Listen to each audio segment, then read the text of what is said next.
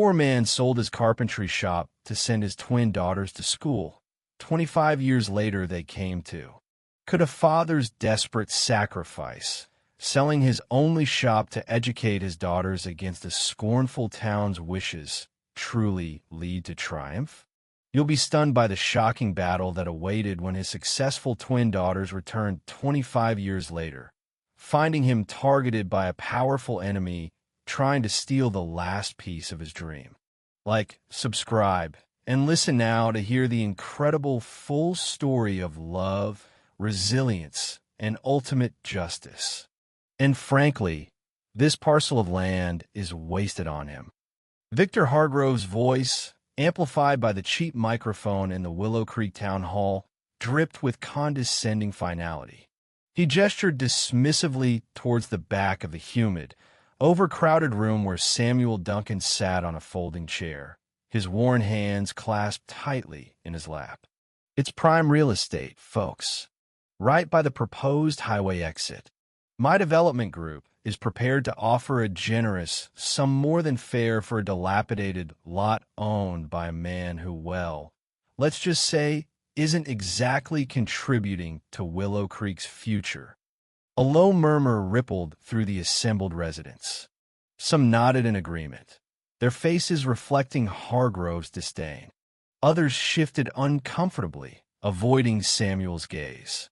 Hargrove, 50-ish, impeccably dressed in a suit that looked out of place in the dusty hall, flashed a predatory smile. He owned half the town. It seemed the mill, the biggest farms, the only decent grocery store, and his pronouncements carried the weight of inevitability. This casino project will bring jobs, Hargrove continued, his voice smoothing into a persuasive purr. Revenue. It will put Willow Creek on the map. All that stands in the way is this one stubborn holdout clinging to a patch of weeds. He paused, letting the silence stretch before delivering the final, cruel twist. I've heard rumors, of course, about Mr. Duncan's mental state. Perhaps he's not competent to manage his own affairs. Maybe the town needs to step in for his own good and facilitate the sale. A gasp went through the crowd. Samuel visibly flinched, his shoulders slumping as if under a physical blow. He looked smaller, older, his face etched with a weariness that went bone deep. He started to rise, perhaps to object. His lips parted, but no sound came out. The weight of Hargrove's insinuation, the public humiliation, seemed to crush his voice before it could form. Two young women, seated near the front, previously unnoticed in their quiet intensity, suddenly stood up. Their movements were sharp, deliberate, drawing all eyes. One, radiating fierce energy, fixed Hargrove with a glare that could strip paint. The other, calmer but equally resolute, placed a protective hand on her sister's arm. Who were they? And why did the air suddenly crackle with impending confrontation? 25 years earlier, in 1998, Samuel Duncan's world had ended and begun anew in the space of a single, heartbreaking day. His wife, Lena, the warm center of his universe, bled out on the delivery table, leaving him with two tiny, wailing infant daughters Amara and Aisha, and a grief so vast it threatened to swallow him whole. He was 30 years old, a skilled carpenter known throughout Willow Creek, Georgia, for his honest work and the sturdy, beautiful furniture that came from his small shop, Duncan Woodcraft. The shop wasn't just his livelihood. It was his sanctuary, filled with the scent of sawdust and linseed oil, a place where he transformed raw timber into objects of lasting value. Standing beside Lena's fresh grave under the shade of a weeping willow, the twin girls bundled fragilely in his arms, Samuel made a silent, tear-choked vow. I'll give them a future, Lena. I swear it. Whatever it costs. Willow Creek in the late 1990s was a town caught between fading traditions and an uncertain future. Nestled in rural Georgia, It operated on old hierarchies. Opportunities were scarce, especially for the black community living mostly on the town's less prosperous side. Education, particularly for black girls, was often seen as a secondary concern, an unnecessary expense before the assumed path of early marriage and low-wage work. Samuel felt the weight of these low expectations, the subtle and overt racism that permeated the town's fabric, controlled largely by families like the Hargroves who had owned land and influence for generations. Victor Hargrove, even then a younger man inheriting his father's businesses, was already known for his arrogance and dismissive attitude towards anyone he deemed beneath him. Raising twin girls alone was a monumental task. Samuel poured all his love and energy into Amara and Aisha. His calloused hands, so adept with chisel and plane, learned the delicate arts of braiding hair and changing diapers. He filled their small home, attached to the back of his shop, with stories of their mother, with laughter, and with the steady rhythm of his work. Duncan Woodcraft became their playground, the girls playing amongst wood shavings, learning the names of different woods, their father's presence a constant, reassuring anchor. He worked tirelessly, taking commissions for tables, chairs, cabinets, hoping to build a comfortable life for his daughters, to give them the security Lena would have wanted. He dreamed of expanding the shop, maybe hiring an apprentice, building a solid legacy. But as the girls grew, another, more pressing concern emerged: their education. The local public elementary school was chronically underfunded, its classrooms overcrowded, its textbooks outdated, its teachers overwhelmed and underpaid. Samuel saw the brightness in his daughters' eyes, their quick minds absorbing everything around them. He knew, with chilling certainty, that the local school would dim that light, limit their horizons before they even had a chance to see them. He remembered his vow to Lena. Providing food and shelter wasn't enough. He had to give them a future. And in Willow Creek, that future felt impossibly out of reach. The turning point came when Amara and Aisha were 7, around 2005. They were sharp, inquisitive, already reading simple books Samuel brought home from the county library's discard pile. He attended a parent information night at the Willow Creek Elementary School and left with a heavy heart.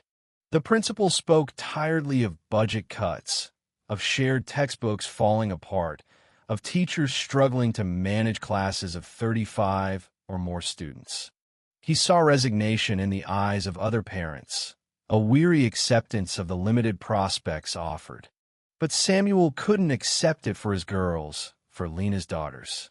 He heard whispers about the Oak Haven Academy in Atlanta, 100 miles away, a private school with a reputation for academic excellence, small classes, dedicated teachers, and, crucially, a strong record of sending its graduates, including minority students, to top universities. It was a different world, one that cost a small fortune. Samuel lay awake nights, turning the problem over and over in his mind. His carpentry business provided a steady, modest income, enough to live on, but nowhere near enough for Oak Haven's tuition, let alone boarding or rent in Atlanta. The idea, when it first surfaced, felt like a betrayal. Sell Duncan Woodcraft. The shop was his identity, his passion, his only significant asset besides the small house attached to it. It held memories of Lena, who had helped him set it up, her laughter echoing in the rafters as she'd painted the sign. Selling it felt like cutting off a limb. Yet, what was the alternative? Condemn Amara and Aisha to the same cycle of limited opportunity that trapped so many in Willow Creek? Deny the potential gleaming in their eyes? Betray his vow to Lena? The decision tore at him for weeks. He walked through his shop, running his hands over the smooth surfaces of unfinished furniture, the grain of the wood familiar beneath his fingers. He looked at his daughters, saw their eager faces bent over borrowed books, and knew what he had to do. The sacrifice would be immense, the path uncertain, but the alternative was unthinkable. He put the shop up for sale. The news spread through Willow Creek like wildfire. Reactions ranged from pitying headshakes to outright scorn. Selling his livelihood for book learning? For girls? People muttered at the post office. He's lost his mind since Lena died. Victor Hargrove encountered him outside the hardware store, a sneering smile playing on his lips. Heard you're selling out, Duncan. Throwing good money after bad on those girls? Should be teaching them to cook and clean, find husbands. That's their lot. Samuel clenched his jaw, tasting blood, but met Hargrove's gaze. My daughters will decide their own lot, Mr. Hargrove, and it won't be waiting on tables in your diner. Finding a buyer took time, and the final offer was less than he'd hoped, $20,000. Enough for the first couple of years' tuition and a deposit on a tiny, run-down apartment in a working-class Atlanta neighborhood, scouted with the help of a distant cousin. He packed his tools, the smell of sawdust clinging to him like a shroud, handing over the keys to the new owner, a stranger who planned to turn it into a storage facility. Felt like attending his own funeral. His initial goal was clear: get Amara and Aisha into Oak Haven, give them the launch pad they deserved.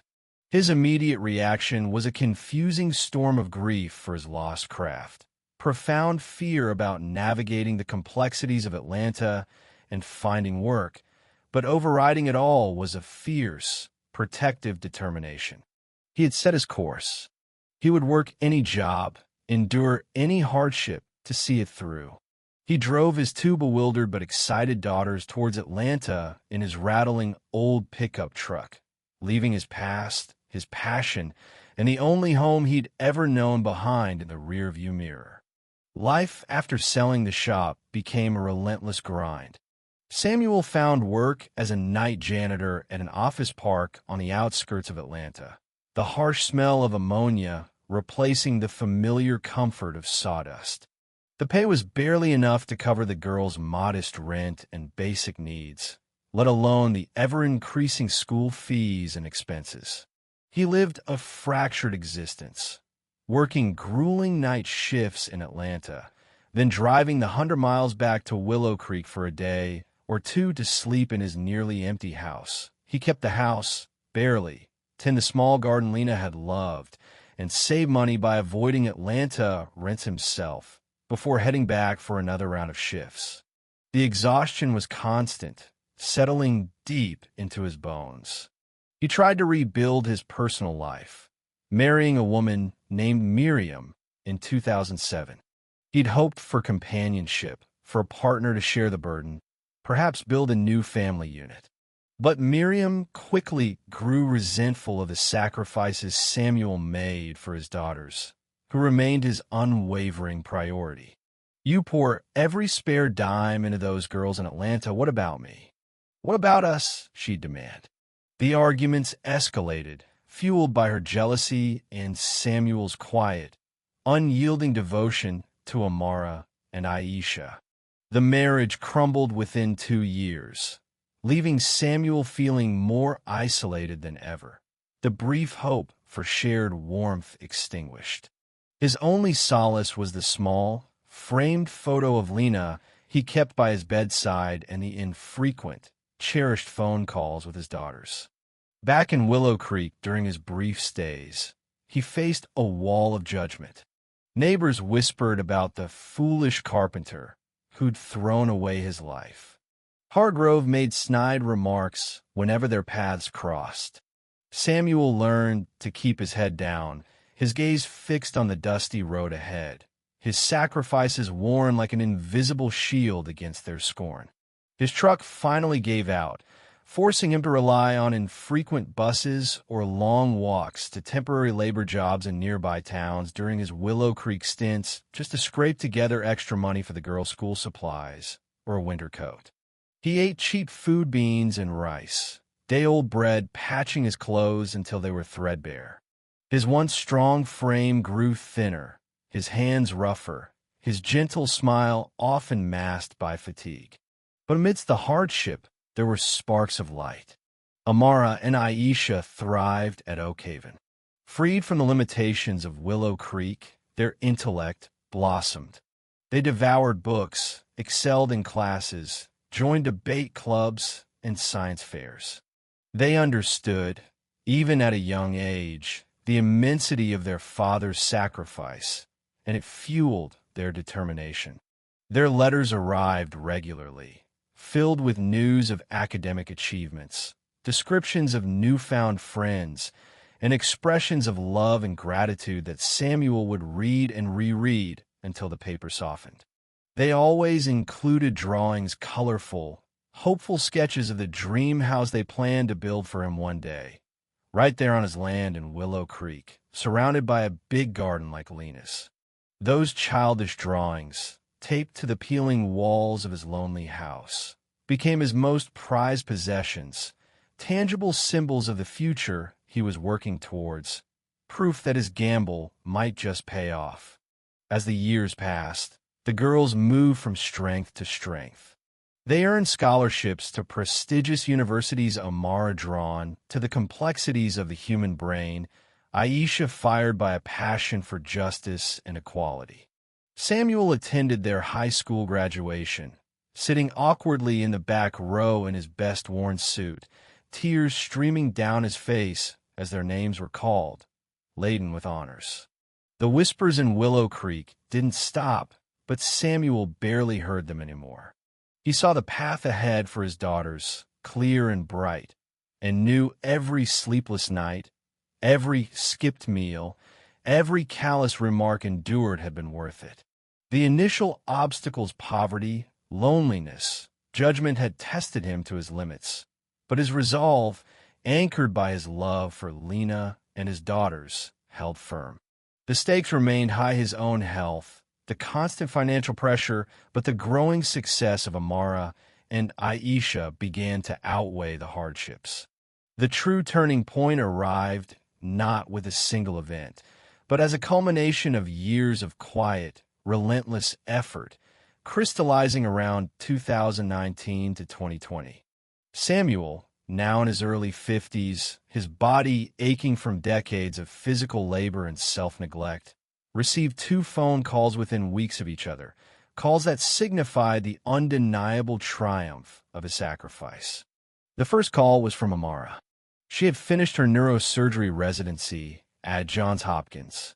Not only finished, but she had been offered a coveted fellowship position, recognized as one of the most promising young surgeons in her field. Her voice, usually calm and measured, vibrated with excitement and emotion as she shared the news. "Dad," she said, her voice thick with tears, "I did it. We did it. Everything you gave up, it wasn't for nothing." Samuel sank onto his worn armchair, the phone pressed hard against his ear, unable to speak for a moment. He saw her, as a little girl, tracing patterns in sawdust on his workshop floor, asking endless questions about how things worked. Now she was fixing brains, performing miracles he could barely comprehend. The second call came from Aisha just days later. She had graduated top of her class from Columbia Law School and accepted a position with a prestigious international human rights organization. She was already preparing for her first assignment overseas, working on behalf of political prisoners. "Dad," Aisha's voice was fierce with passion. "They asked me why I chose this path. I told them about you, about how you taught me to fight for what's right, no matter the cost." Hearing his daughters, successful, fulfilled, using the opportunities he had bled for not just for personal gain, but to make a difference in the world, was a profound validation that transcended mere relief. It was the realization of Lena's legacy, the fulfillment of the vow he'd made over her grave 2 decades earlier. This wasn't just about them getting an education anymore. It was about the women they had become, the impact they were poised to have. This period marked a fundamental shift for Samuel. His goal had always been to provide the opportunity. Now, that goal was achieved beyond his wildest dreams. His focus shifted subtly. It was no longer about the struggle, the sacrifice, but about witnessing the outcome, about perhaps, finally, allowing himself to imagine a future where he could simply be proud, where the weight of constant effort might begin to lift. He started tending his small garden with a renewed sense of purpose, clearing weed from the patch of land adjacent to his house, the parcel he'd always held on to, the place where Lena had dreamed of building a bigger home, the place where his daughters now sketched their dream house for him in their letters. He was still poor, still worked odd jobs, still lived frugally.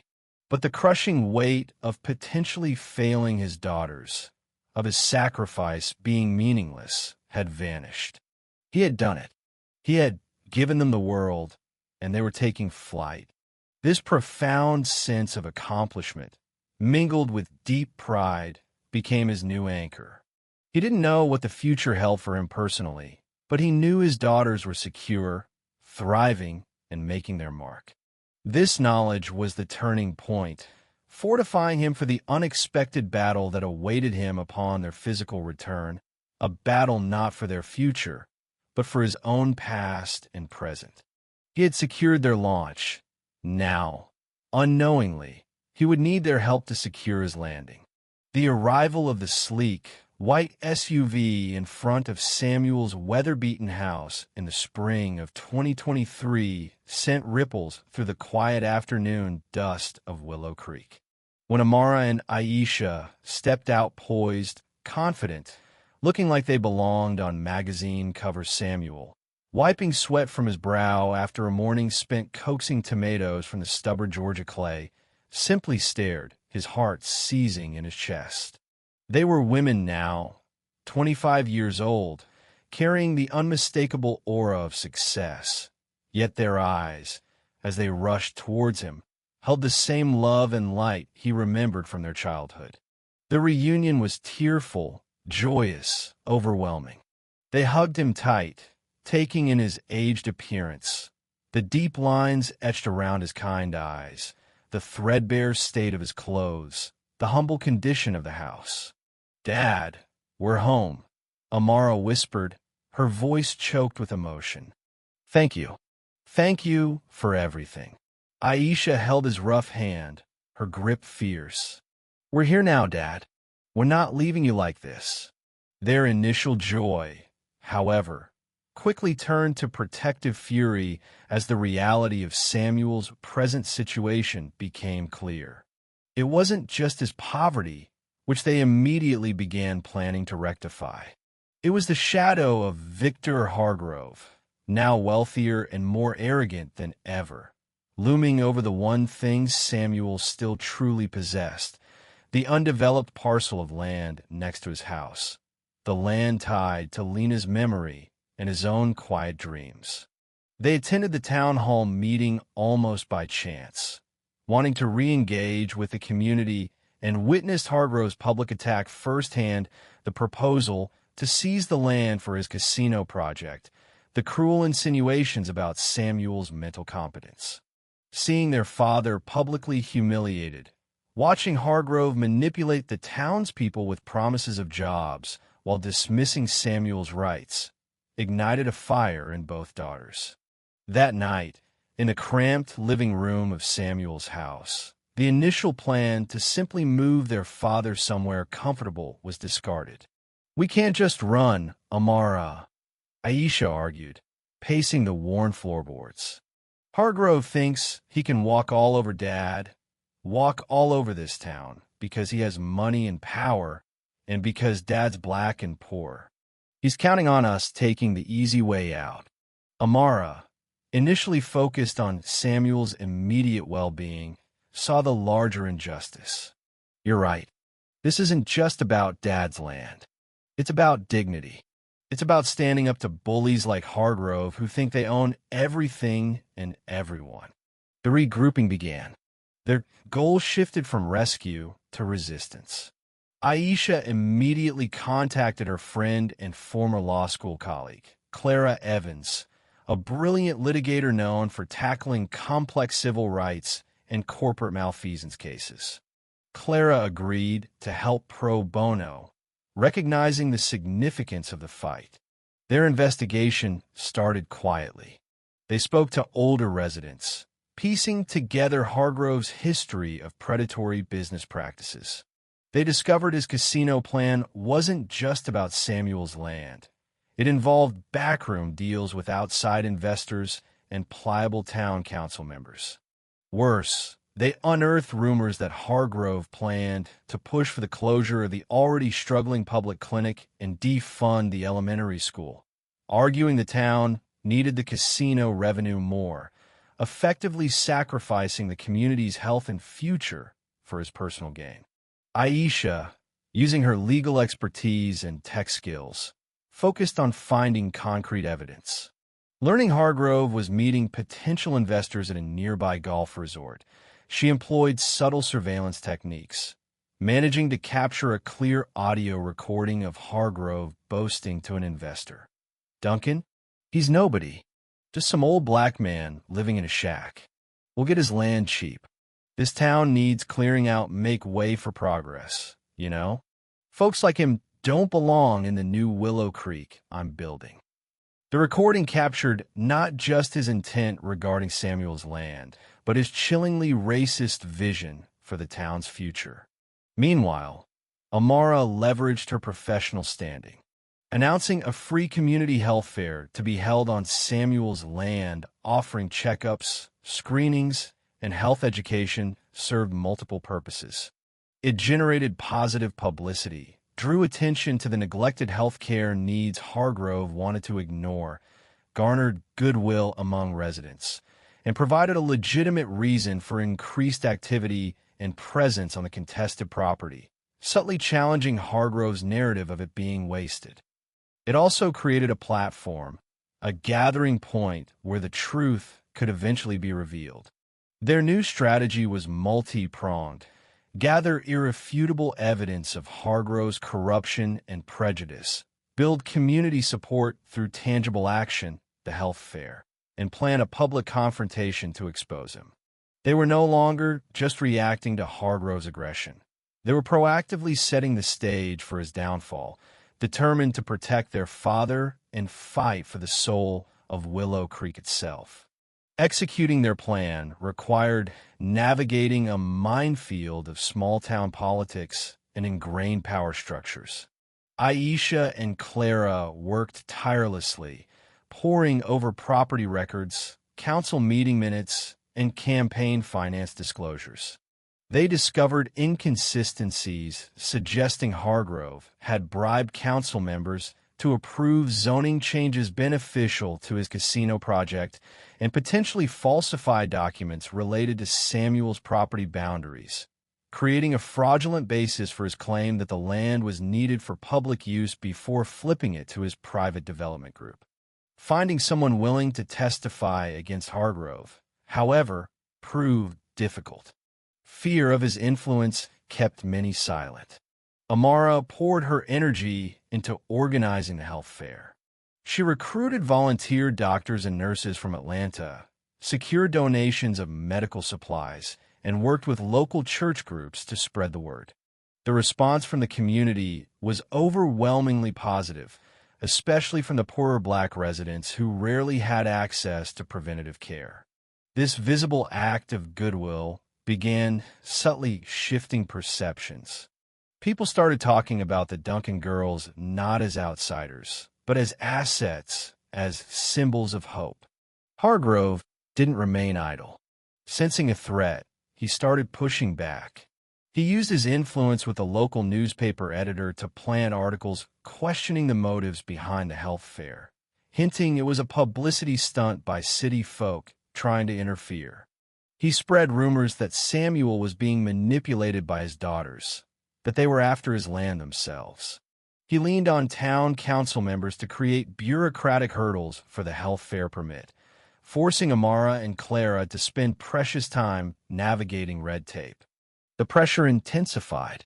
One evening, Hargrove cornered Samuel outside the grocery store. "Your girls are making trouble. Duncan, he snarled, his voice low and menacing. "You tell him to back off. This casino is happening. You can take the small check I offer now, or you'll end up with nothing. Understand?"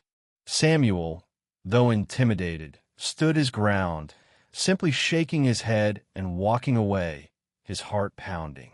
The incident shook Amara and Aisha. They saw the fear in their father's eyes, the very real threat Hargrove posed. Doubt crept in.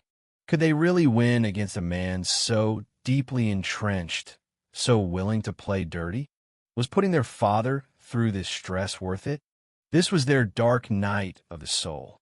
Sitting late one night in Samuel's small kitchen, surrounded by legal documents and health fair flyers, Aisha voiced their fears. "What if we can't prove enough, Amara? What if he crushes Dad anyway?" Amara looked at her sister, then towards the living room where Samuel slept fitfully in his armchair. She thought of his decades of sacrifice, his quiet endurance. "Dad never gave up on us, Aisha," she said softly but firmly. "He faced down ridicule, poverty, loneliness, all for us. We can't give up on him now. We have the recording. We have the financial trail Clara is uncovering. We have the truth. We just need the right moment to bring it all into the light." Their resolve hardened.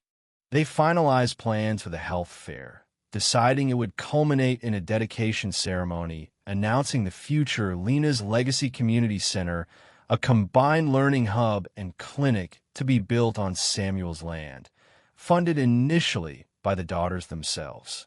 They prepared meticulously, compiling the evidence into clear presentations, ensuring media outlets from Atlanta were invited, alerting sympathetic state officials, and coordinating with Clara on the legal timing.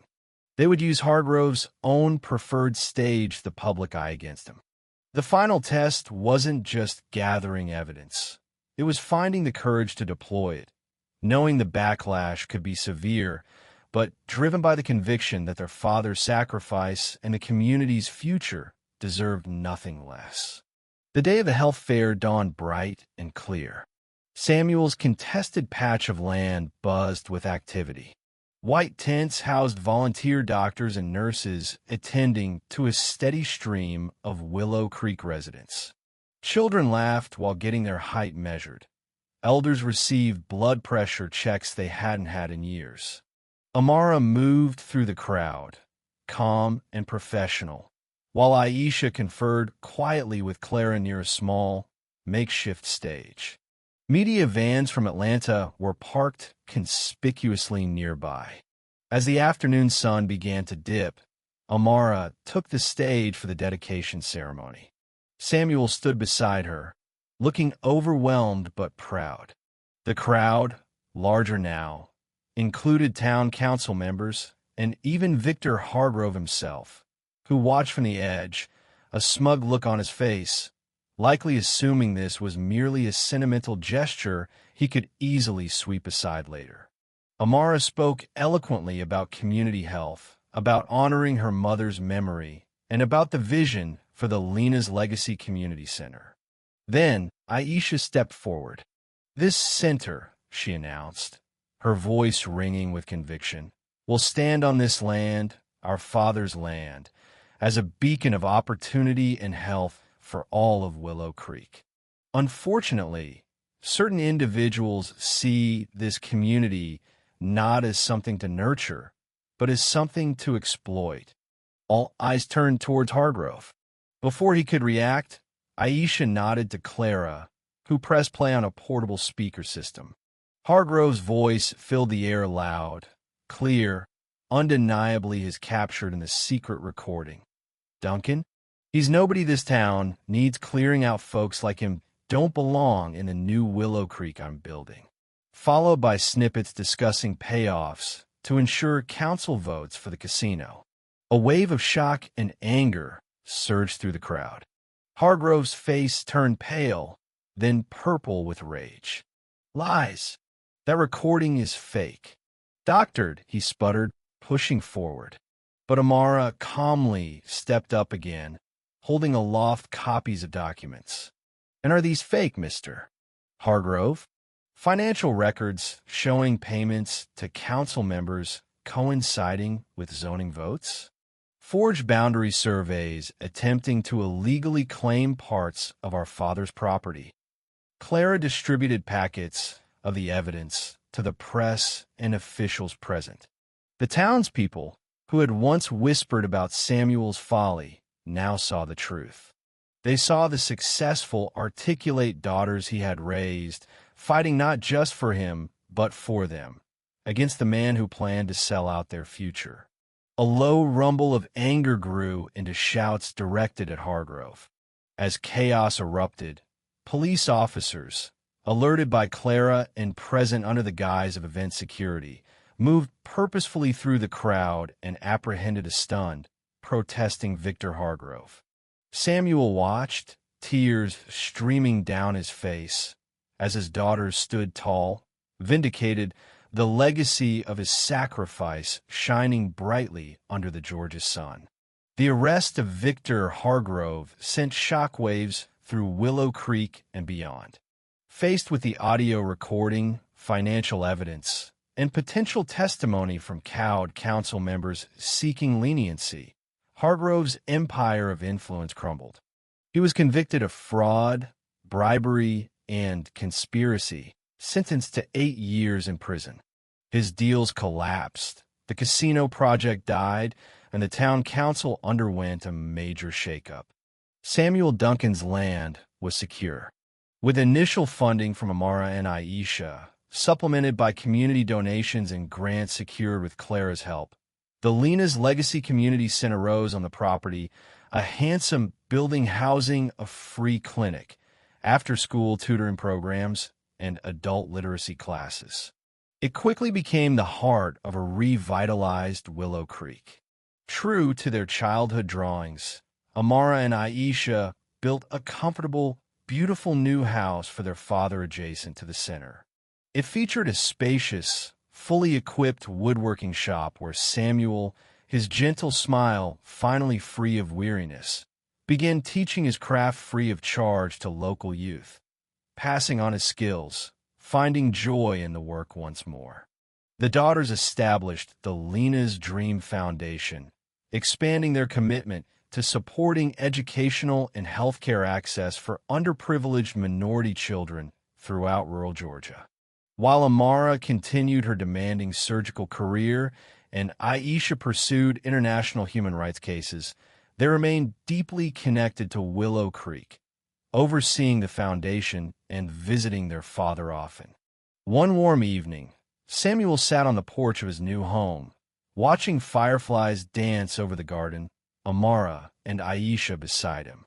The scent of honeysuckle hung in the air, replacing the old smells of poverty and despair. "I only sold a small shop," Samuel said quietly, his voice thick with emotion, "but you gave me back my whole dream, and then some." Amara leaned her head on his shoulder. "You gave us wings, Dad. We just learned how to fly back home." Aisha took his hand, its callous skin telling the story of his sacrifice. "Mom will be so proud, Dad. This place, this community coming back to life, that is Lena's legacy. And you," she squeezed his hand, "you are and always will be its heart." The carpenter who sold his world for his daughters hadn't just changed their lives. He, through their love and determination, had helped rebuild the soul of his town.